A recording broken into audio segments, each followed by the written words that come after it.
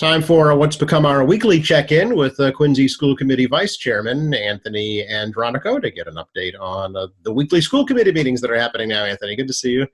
Good to see you too, Joe. I'm really looking forward to another chat, and it's been a pretty bright spot in my life. Looking forward to our weekly meetings to check in. So thanks for having me again. I really appreciate it. Oh, that's nice of you to say. I appreciate it. I look forward to them as well. You know, it's something we really haven't done here at QAE TV on a consistent basis with the school committee. So this is just a great way to get more information out to the community about what's going on in the public school system. And I know that the committee hasn't been meeting weekly either until this pandemic hit, right? Yeah, that's correct. Even in the last few weeks, we've started meeting on a weekly basis, mainly to cover our superintendent search process, discuss high school graduations, and of course, most importantly, discuss our ongoing response to coronavirus and public education to Quincy students. I mean, there's a lot to stay on top of. Yeah, no question. I always kind of like to start with just remind folks, if you could, about the daily distribution of the grab-and-go meals and the learning enrichment packets, because sometimes I think that's forgotten, and that's really important. Yeah, absolutely. So there are 8 food distribution sites across the city of Quincy, and if you go every day, Monday through Friday, from 11 a.m. to noon, you can go and pick up meals for the next day for your kids, as long as have a child 18 and under in the city of Quincy. That's open to everyone. Your child doesn't need to be present with you when you go and pick up that food. And also the remote learning packets, the physical paper packets to continue learning, are available on Tuesdays and Thursdays, or rather they're available every day, but they're refreshed on Tuesdays and Thursdays for people to pick up. And you can always go to quincypublicschools.com and right on the home page there, it has all the information you'll need about that. In addition, about how to get Chromebooks or access to technology that you might need for online learning as well. Speaking of, what a great transition, Anthony. Chromebooks. I know that the mayor provided an update to the school committee on purchase of new technology last night. Yep, that's correct. And I believe on Tuesday, I think of this week when this meeting or this interview airs, the mayor is going to give an address to the city outlining his budget overall for the city. And on our meeting next Wednesday, we'll be discussing the budget for the first time. But at our previous meeting, the mayor mentioned using the CARES Act funding from the federal government for purchasing Chromebooks for students in grades 5 through 12. And whether we're continuing remote learning or not come this September, that's an investment I think that the city would like to make. It's a move that some other communities have already taken prior to this pandemic. And I think it'll really provide a certain level of access that is necessary for us moving forward and to have a true 21st century education system. And in addition to the Chromebooks for students, the mayor also mentioned providing the same technology for our teachers, because we're asking them to use some home computers. And right now we have the same system in place for them where we'll loan them Chromebooks in the meantime. But I think giving them that technology as well would really streamline things. Plus, you could put all of the apps and necessary software you need on their computers, so there's less run-up time to get them online and get going. Yeah, this really has been, this whole pandemic has brought, telecommuting, teleworking, teleschooling, telemedicine right into the forefront, probably faster than a lot of folks anticipated, but here we are. Is this going to be for every single student in the school system? Right. So it'd be in grades 5 through 12. So that would encapsulate, all of our middle schoolers. We do have it split. Some are in 5th grade, some are in 6th grade when they start middle school. So by making it 5th grade, we provide that transition a little earlier. And it does tie in the last few years, we made an investment in hiring digital literacy teachers. And prior to all this, they were making great strides, especially with our younger students, about integrating technology into the classroom. And I would expect them to step up over the next few months and weeks and years to continue to deliver at a high level for our students to get them up to speed on that tech. Yeah, and parents are learning on the fly too right now as to how to Absolutely. implement all this stuff. How much is all of that going to cost? Was there a price tag associated with it?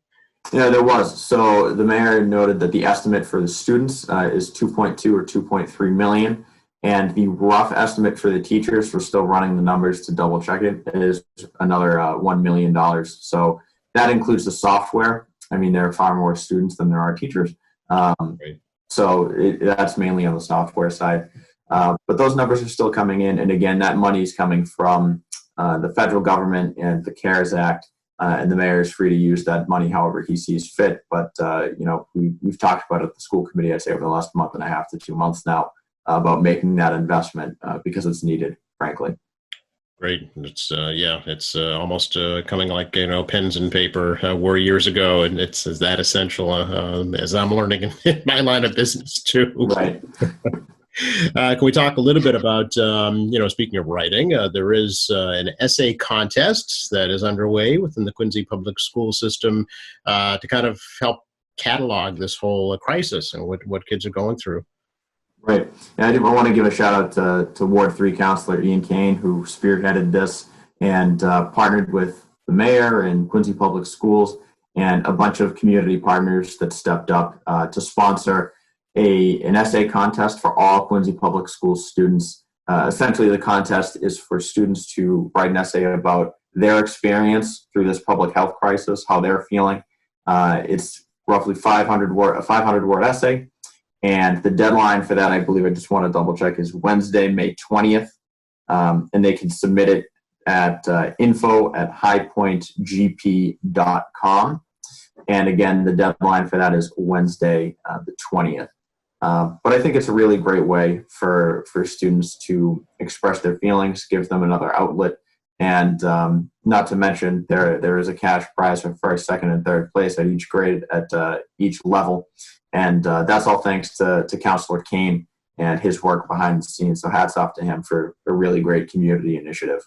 Yeah, well, I talked to him earlier about it. It dawned on me as, it's a no-brainer. So certainly, it helps kids to have a release to talk about their experiences. Also creates really a living history of this time in our lives, and it certainly serves as an educational tool at the same time, and might get them some money for college or beyond.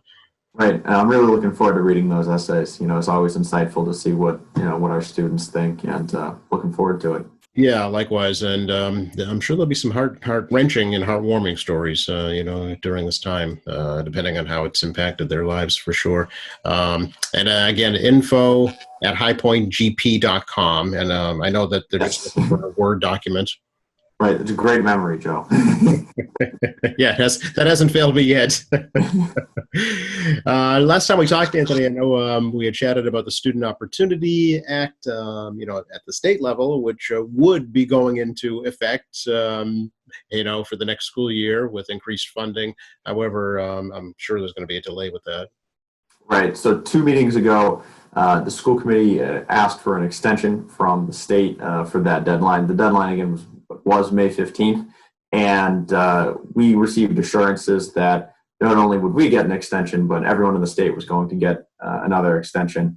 Essentially, the plans for the Student Opportunity Act that are to be submitted or made are to close the achievement gap between students over the next 3 years. And those are on a rolling basis. Every year you make a new plan and you submit it to the state to make sure that you're closing that gap.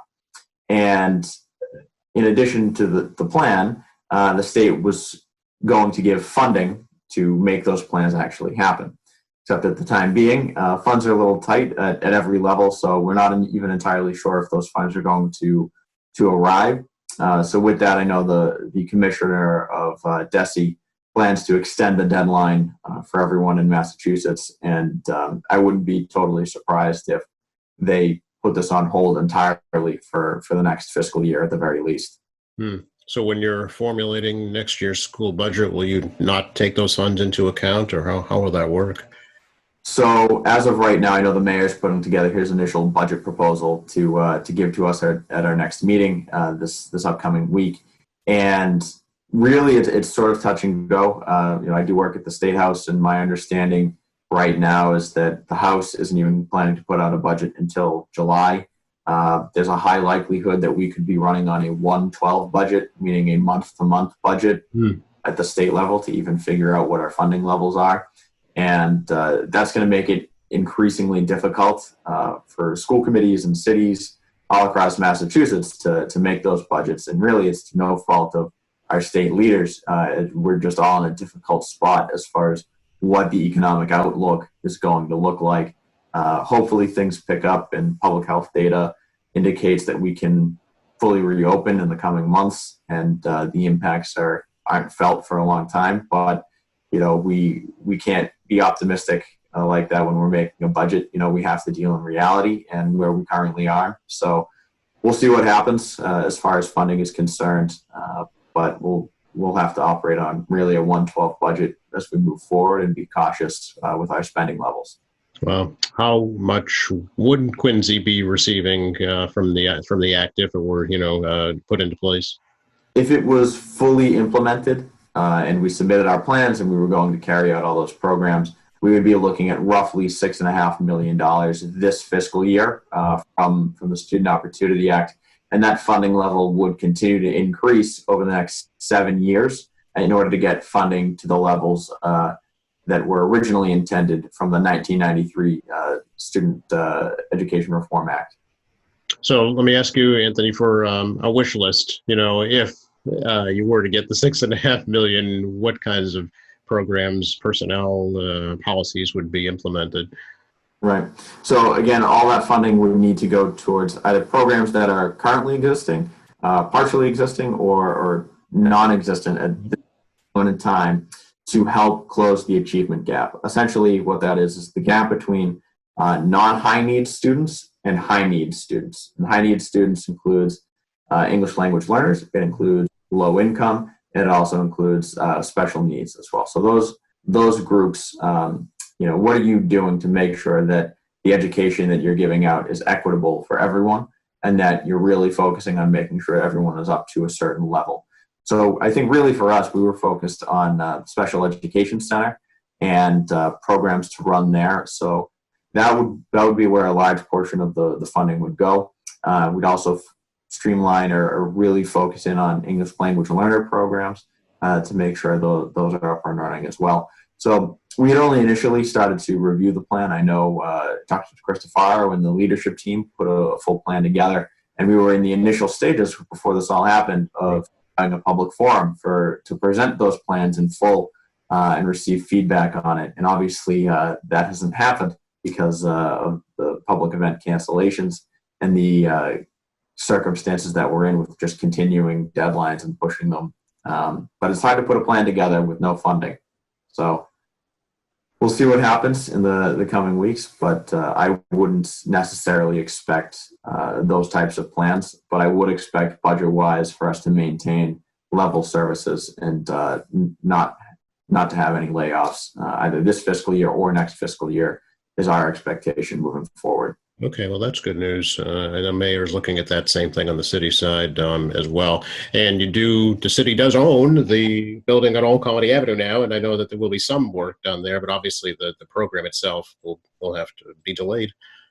Right. Can we talk a little bit about the revised school year calendar, Anthony? That certainly has changed an awful lot since this whole thing started. Yeah, it looks very different than the beginning of the year, that's for certain. So at our last few meetings, I know we talked a little bit about high school graduations and what we want those to look like.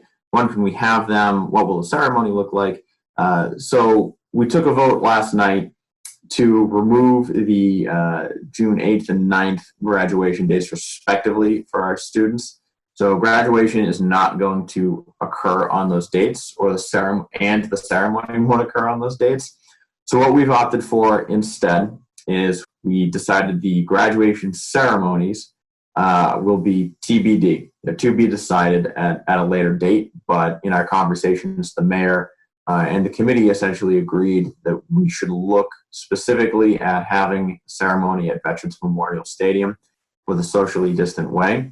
With the upgrades that the Cannons have made to the stadium, there's now an opportunity for assigned seating, and we're looking at giving every student 2 tickets, just 2 tickets, and having assigned seating on where those individuals would need to sit in the stadium, and spreading out the students all across the field. So that's what we're looking at right now. We're not 100% there, but I would expect at our next meeting to have a full plan laid out. So that's what we talked about with the calendar, and that's what we voted on just for a date is TBD, and that's sort of the plan for the ceremony. Now, at the same time, there does sort of need to be a date in which you can say, I've officially graduated from high school. Our students do need that at a certain point. We can't just prolong this, late into the summer and say, well, you're not graduated yet.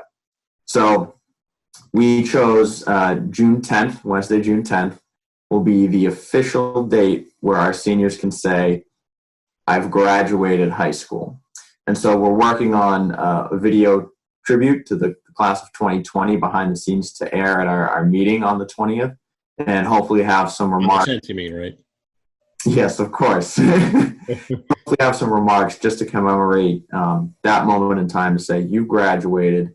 But that, of course, doesn't forbid us from having celebrations in the future at all. And we do plan on having that for our students. They deserve it at the very least.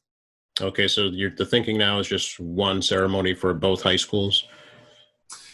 We are still talking that through. It might be difficult to have both high schools in one ceremony. I know that hasn't been done in quite a long time. But I'm not even sure with social distancing guidelines if we could do that. So my understanding is we're looking at all options, whether it be one or have them be separate, as is tradition. To be perfectly honest, I would expect it to be 2 different ceremonies, given the guidelines that we have. Right, because how many students in each class at Quincy and at North Quincy would you say? Right. I think it's 350 at North and 400 at Quincy. Okay. So I mean, even spatially, you're talking a football field plus a little bit more space. It's doable, but we just want to ensure that 6-foot distance, I think. Yeah. And if anyone's a math whiz out there, they can help me out in the meantime. But I know the team's working on that. So, there'd be, between 700 and 800 people in the stands, for each ceremony, and right. Then, the students on the field too, right? Right. We definitely have to utilize both sides of the field and space everyone out, including not only the regular seats or the upgraded seats, but the metal benches as well. Right. So all options are on the table, but if we do go forward with that, we need to make sure that we're following those guidelines and we're not putting people at risk. The last thing we want to have come out of this is an uptick in cases in Quincy. And I think more importantly, it's also important to note that not all families are going to be comfortable with a plan like this. So we also need to make sure that a ceremony and a tribute is in place for them, because they also deserve a ceremony that makes them feel special and safe. And that's up to families and our graduates to decide. So. Sure. So stay tuned for further details. The video that you talked about, how will folks be able to see that? So we talked about disseminating that live at our meeting, and then also giving it to QATV to run, and making sure our principals have it as well, so that they can direct their students to watch and to have. And I think it'd be nice to have your own special video clip thanking the class of 2020. That's something they'll always be able to have. And I know the ceremonies aren't going to look like what they wanted, but it's something. It's a nice memento for them. Sure. How about yearbooks, Anthony? Is there any discussion about how those will be distributed? Yeah, so we've talked about the distribution of yearbooks. We've talked about the distribution of actual graduation certificates, diplomas. Right? Yeah, great. that piece of paper that you worked so hard. Right. Okay. So we've discussed that. I would expect, though, for a more full plan to be laid out at next week's meeting. I know the team's working on it. And it's not to say we don't have a plan. It's just to say we prefer to keep that in-house until it's 100% there. Otherwise, people take it as fact. And if we go back on it, they can become disappointed. So I don't want to give any false information out there. Fair enough. Yeah, we saw that happen already once with Yes. the virtual ceremony thing. So, okay, good enough. Can you bring us up to date on the superintendent search process, Anthony? Yeah. So at one of our recent meetings, we voted as a committee to reach out to the Mass Association of School Committees and to ask them to assist us with the development of a leadership profile survey. And since then, I had a discussion with the executive director of the Mass Association of School Committees, MASC, Glenn Kuchar. And next week, or I believe this week, on Tuesday, the 19th, I just want to double check the date. Yeah, the 19th, we're going to have a workshop for members to work through the questions they like on the leadership profile survey. Essentially, the school committee makes the survey, which will ask things like, what are your top 5 characteristics you'd like in a superintendent? What's the ideal background of the next superintendent? What are the top challenges you see for Quincy moving forward? What are some questions you'd like the school committee to ask candidates? So different things like that, not necessarily verbatim. Some are more open-ended, some are more specific with options you can check off.